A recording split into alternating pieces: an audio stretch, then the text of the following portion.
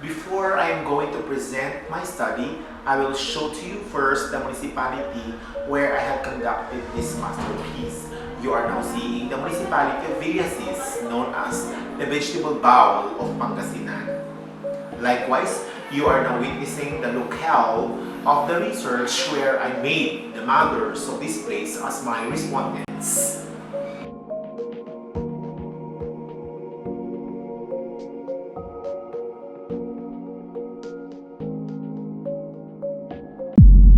So on that note, my dear friends, my title is Proving House Bill number 4982 or Sogie Bill, the Sexual Orientation, Gender Identity and Expression Bill of Mothers of San Blas, Villasis, Pangasinan, Philippines, an exploratory study.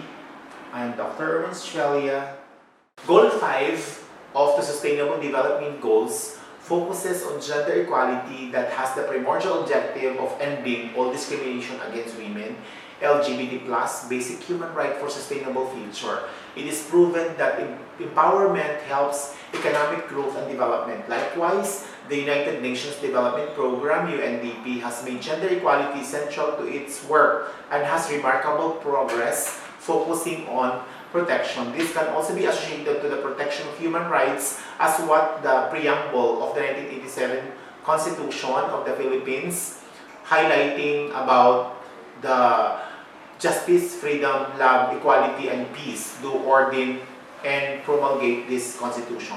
In 2013 survey entitled The Global Divide on Homosexuality by Pew Research Center, the Philippines has a high public acceptance of homosexuals as supported by 70% of the adult Filipinos agree that homosexuality must be acknowledged by society. However, many people, especially LGBTQ+ community, prove that the Philippines is more tolerant than acknowledging. In fact, the country ranked 95th in the Spartacus Gay Travel Index 2019, which means to inform travelers about the situation of lesbian, gay, bisexual, and transgender people in 197 countries and regions. This also scored each country based on measures like transgender rights, the existence of anti-gay laws, and same-sex marriage, according to areas of 2019. In other countries, Hatchell and all others who are actually part of the research examine the associations among sexual harassment, victimization, school belonging, and depressive symptoms among LGBTQ high school students. Perceptions of school context may be even mechanisms that define how victimization relates to poor outcomes. Peer victimization and the associated poor outcomes among lesbian, gay, bisexual, transgender youth have been the focus of countless studies. School climate is a factor that has garnered significant attention. However, there is a lack of rigorous scholarship that could demonstrate directionality and therefore further augment our understanding of these relations. Further, 2/3 of developing countries have achieved gender parity in primary education.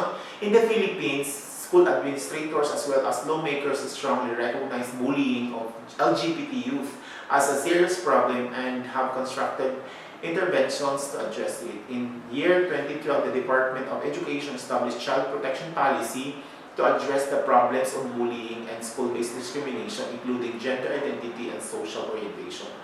A year after the Congress passed the Anti-Bullying Law of 2013, putting into place sexual orientation and gender identity as prohibited the grounds for bullying and harassment. Bullying and discrimination are addressed and not to be tolerated in educational institutions at the very core of the adoption of these policies.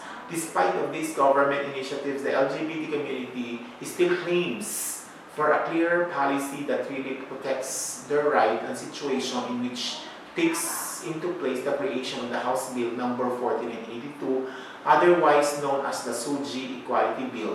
According to Marquez in 2015, this bill has been generated and deeply discussed in the House of Representatives. However, this one favoring the rights of the LGBT, which prohibits and penalizes discrimination on the basis of sexual orientation and gender identity and expression, or the Sogie Bill, has not yet been declared as law. So the design that I have employed in this study is descriptive survey method of research. Descriptive research can be explained as a statement of affairs as they are at present with the researcher having no control over variable. It aims at casting light on current issues or problems through a process of data collection that enables them to describe the situation more completely than was possible without employing this method. That's according to Dudovsky in 2018. The respondents of the study, as you can see in the slide, there are 215 distributed and gotten from the 7 puruks of the barangay San Blas, Villasis, Pangasinan of the Philippines. As to the paradigm of the study, I have labeled the profile of the respondents as the independent variable and the level of acceptability served as the dependent variables.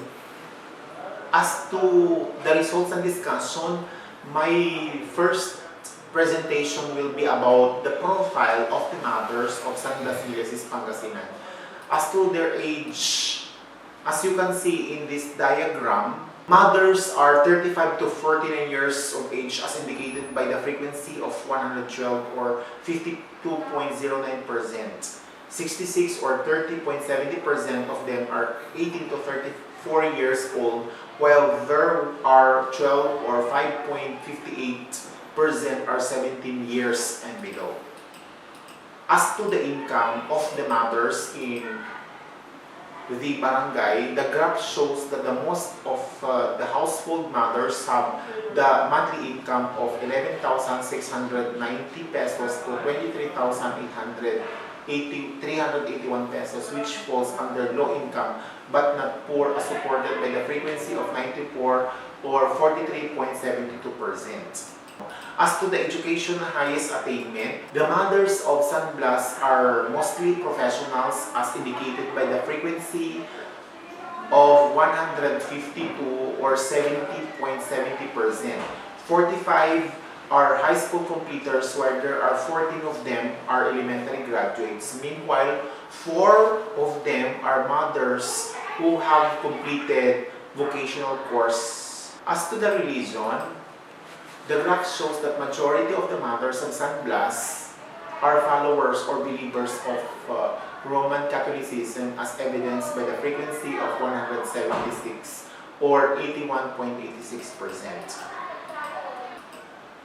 Number of children, mothers have 2 to 4 children as indicated by the frequency of 123 or 57.231%. This has been followed by 5 children above as supported by the frequency of 55.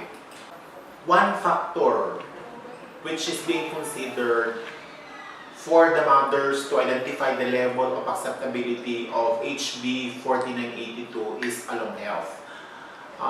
In this particular aspect, the highlight of health needs of other members of the LGBT community, including intersex people, elderly LGBT people, people with disabilities, and indigenous LGBT people, were assessed as high with the average weighted mean of 4.06. And as to the employment, the indicator which has been assessed as the highest is providing support to LGBT people in the workplace, including psychosocial support for the LGBT people to increase their participation and productivity in the workplace, which has been identified as high with the average mean of 3.97. And along family affairs, of all these indicators, the highest indicator is make alternative options available to protect LGBT relationships, such as special power of attorneys and living wills, with 4.62 as the main. And regards religion, because this is actually an important aspect, the indicator which has been identified as very high is the inclusion of non-religious and spiritual people in LGBT discussions with the average mean of 4.96.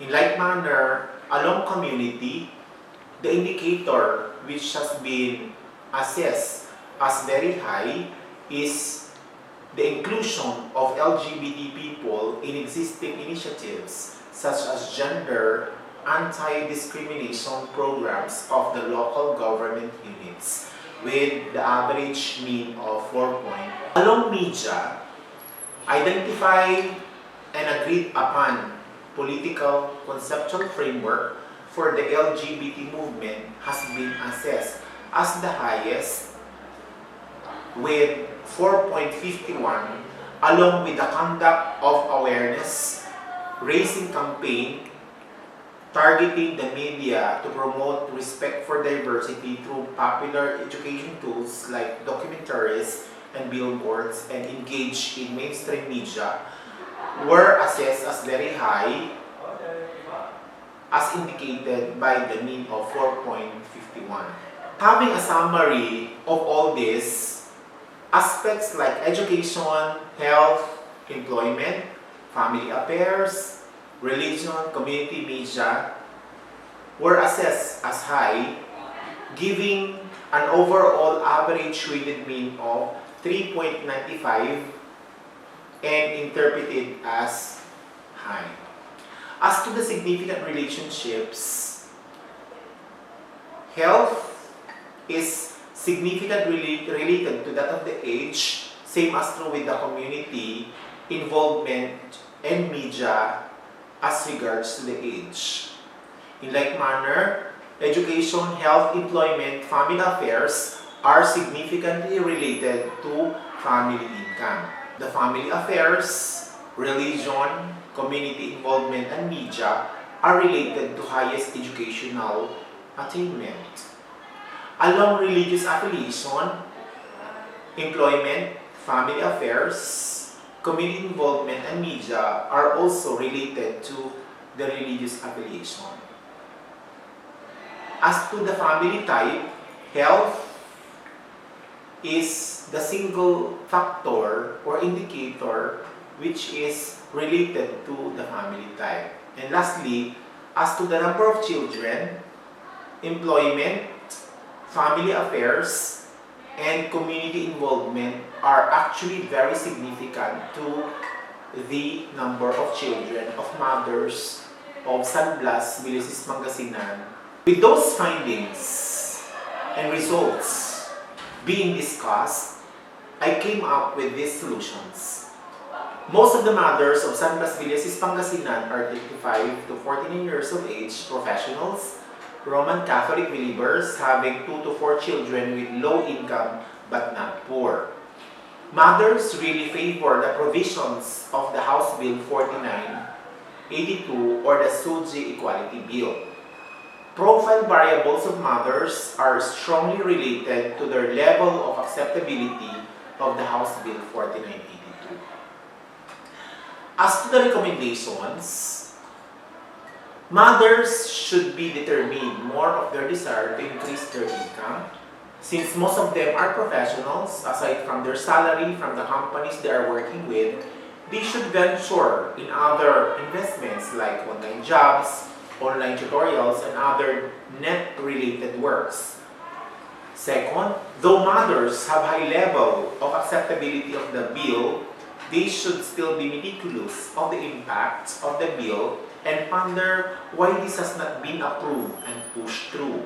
However, mothers should still be vigilant of the legalities as well as, of course, the benefits that this bill to the LGBT community to maintain balance. The lawmakers as well should also see about these responses of the mothers as regards LGBT bill. As well, the municipal officials and the council of the barangay should take note of the welfare of the LGBT community though this bill has not yet put into law. Gender-based advocates such as the LGBT community must also extend their tolerance and to create violence in the community, but instead employ understanding and patience. Likewise, the community people must observe respect and concern and always take into consideration that rejection and discrimination have no room in the community. With that, my dear friends, thank you very much.